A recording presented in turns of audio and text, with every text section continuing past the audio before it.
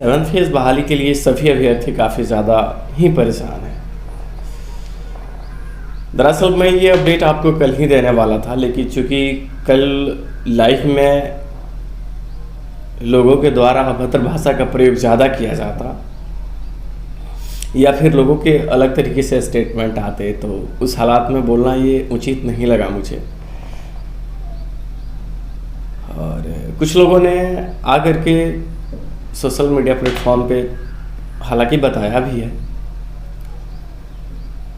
अब शिक्षा विभाग आपके बहाली प्रोसेस को जो पहले से कह रही है उसमें थोड़े बदलाव के साथ आगे बढ़ने का प्रयत्न करने जा रही है। दरअसल हमारी पूरी शिक्षक बहाली प्रक्रिया जो नियोजन इकाई में संपन्न होती है, ये प्रक्रिया अब भी नियोजन इकाई के अंदर ही संपन्न किया जाएगा, लेकिन हमारे जो प्रोसेस होंगे नए प्रावधान के अनुसार शिक्षा विभाग अब सेंट्रलाइज करने की जो बातें कह रही थी, पूरी बहाली प्रक्रिया अब सेंट्रलाइज करने जा रही है। और न कि सेंट्रलाइज बल्कि आपकी मेरिट लिस्ट की जो सूची है कंप्लीटली वो बनाया जाएगा शिक्षा विभाग के द्वारा नहीं। हालांकि शिक्षा विभाग इसके लिए चूज कर सकता है बीपीएससी को, लेकिन बीपीएससी को सिलेक्ट करने की संभावनाएं थोड़ा कम है, या बीएसएससी को। ये दोनों बॉडी में से किसी को सरकार चूज कर सकती है बहाली प्रोसेस को संपन्न कराने के लिए। हालांकि एटलीस्ट लास्ट में जाकर के हमारी जो प्रक्रियाएं होंगी वो नियोजन इकाई में ही खत्म होगी, क्योंकि नियोजन हमारा फाइनल नियोजन इकाई में ही होगा। लेकिन ये तमाम जो बाधाएं होती थी नियोजन इकाई के अंदर, उन सब समस्याओं से हम निजात पाएंगे और हमारी पूरी जो सूची बनेगी वो शिक्षा विभाग एक नया इसके लिए बॉडी बनाए या फिर जो दूसरी बॉडी को ये चीज़ हैंड ओवर कर दे। लेकिन ये चीज़ें अब सामने आ रही है। हालांकि बहाली किस तरीके से सरकार करेगी, 60-40, 80-20, ये जो थोड़ी शंकाएं हैं वो अभी भी बरकरार है, लेकिन मैक्सिमम पॉसिबिलिटी है जो आप लोग जानते हैं।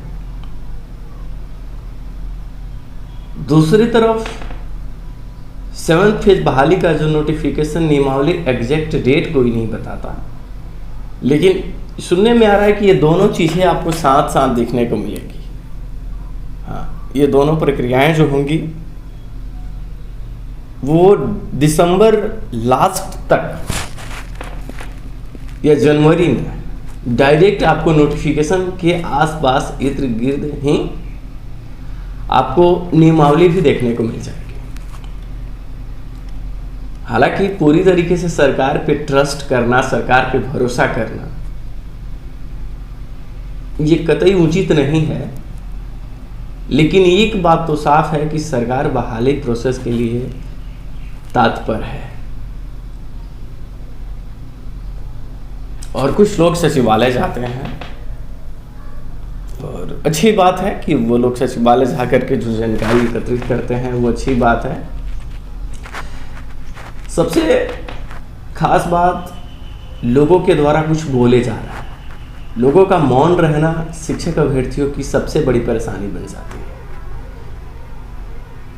और सचिवालय में जो कुछ भी होता है वो दरअसल अभ्यर्थियों को बताना बहुत ज़रूरी होता है, क्योंकि वही आपको सपोर्ट करते हैं, वही आपको फॉलो करते हैं। तो उनके सामने जो आप स्टेटमेंट देते हैं, कम से कम उन स्टेटमेंट को साफ छवि के साथ कहना ज़्यादा ज़रूरी होता है।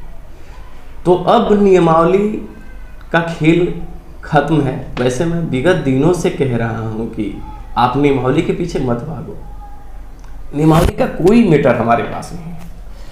और कैबिनेट की जो बैठक हो रही, इन बैठक से हम लोगों को कोई खास मतलब नहीं रखना चाहिए,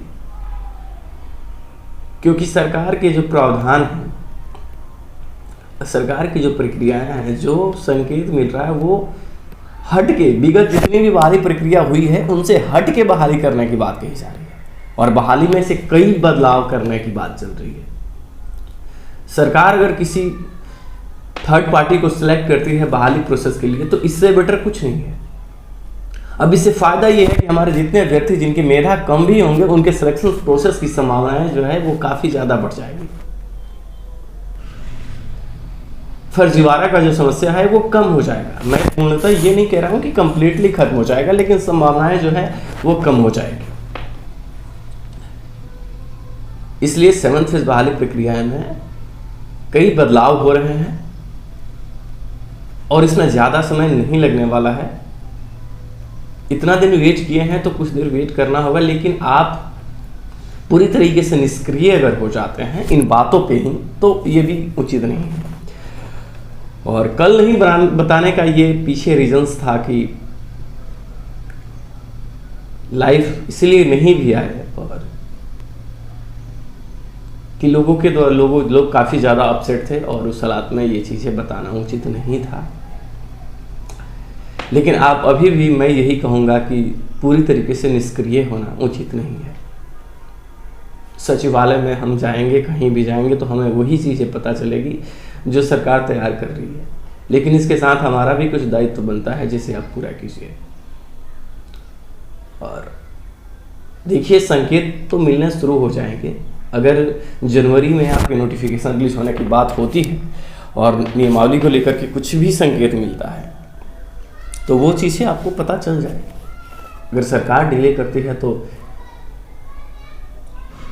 आप बहाली प्रोसेस के लिए आगे बढ़ने की तैयारी भी अपनी शुरू करते रहिए।